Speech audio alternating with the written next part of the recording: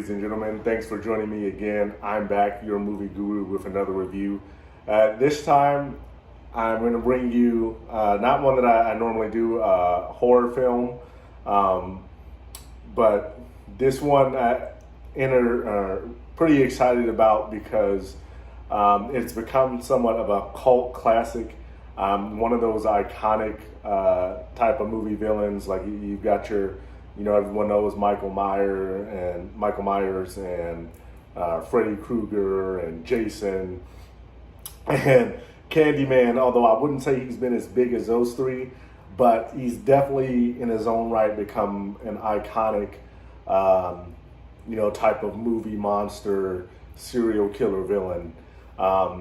And after all these years, we're getting kind of a remake of that 1992, what has become a cult classic film of Candyman with Tony Todd, most famously as Candyman. This one, excuse me if I butcher the name, stars Yahya Abdul-Mateen, Tiana Paris, and Coleman Domingo. And right now, it's got a 85% score, positive score by the critics, and then a 73% positive score by the audience. I give it a 7 out of 10. In a nutshell, I'd say my biggest takeaways is I didn't really think that this one was as frightening as the original. Now, take that with a grain of salt. I can remember growing up seeing the original Candyman, and like I said, I was a kid, and there was kind of like Bloody Mary. There was something you never wanted to say his name in the mirror. So I remember growing up as a kid with that, and being young and watching this. I'm sure that had a much different effect on me than watching this as an adult. But I can say that I don't think that a lot of the frightening elements that the original had carried through in this film. That's not to say it doesn't have its scares, it doesn't have its thrills. Those elements are definitely there. But what I will say is, I think what that was done intentionally in a way of trying to bring more to the story. And in that regard, I think they did a pretty decent job. And, they took a character, that you've seen in the original and then you've seen in the sequels as well.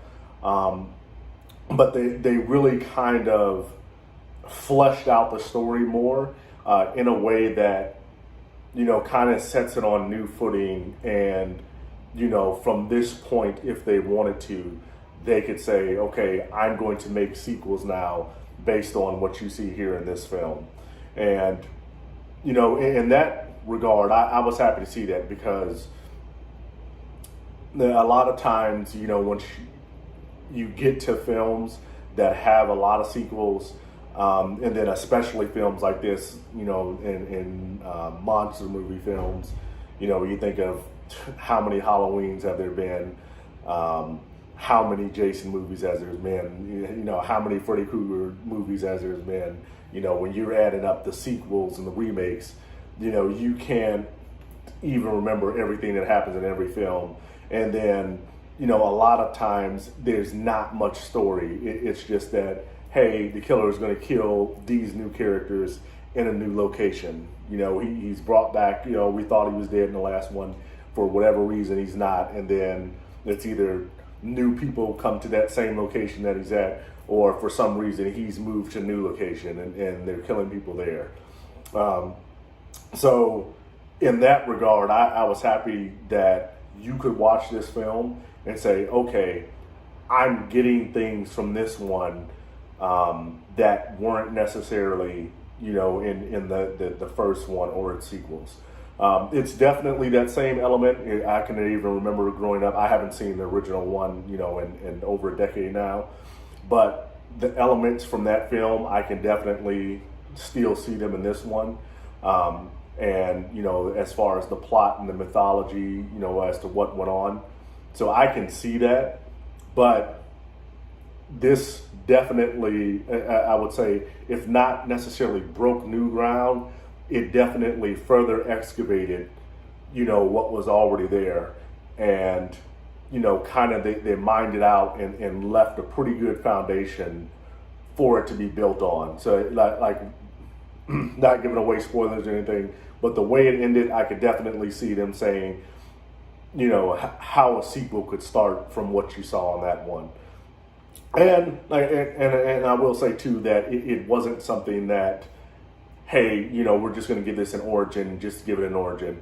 A lot of people I can see in this politicized atmosphere that we got right now can see themselves falling on one side of the debate or falling on the other side of the debate. But I will say that it definitely adds a layer, whether you agree with that message or not, it definitely adds a layer to the film.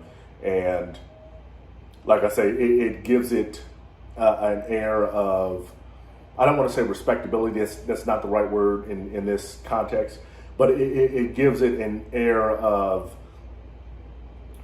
I can watch this movie and it's not just a mindless slasher. There are, other than, the violence and the horror and I'm looking to be scared, there are other things that maybe not necessarily be the meat of the movie or the primary focus of the movie, but there's definitely other things that when I'm watching this, I can, follow a subtext of other things as well, and I can be entertained by that as well.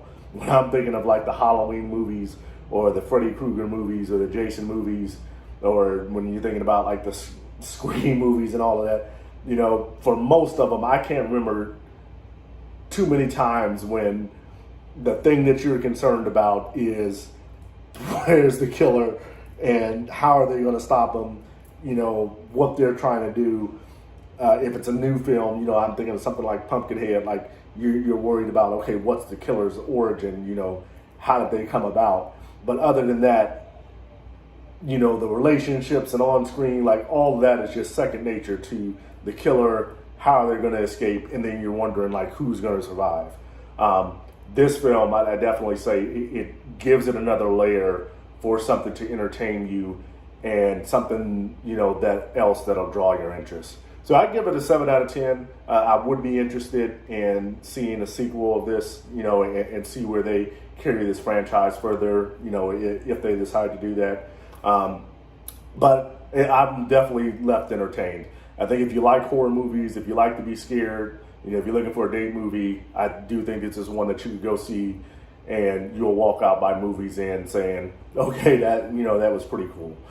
It's not something I think you're going to come out and say, wow, that was the scariest movie of all time, or wow, I've never been so frightened or anything of that nature. But I do think if you like horror, if you like scary movies, if you're not squeamish about a little gore, because it does have that too, I do think you'll enjoy this one. That's all I've got for this one. 7 out of 10.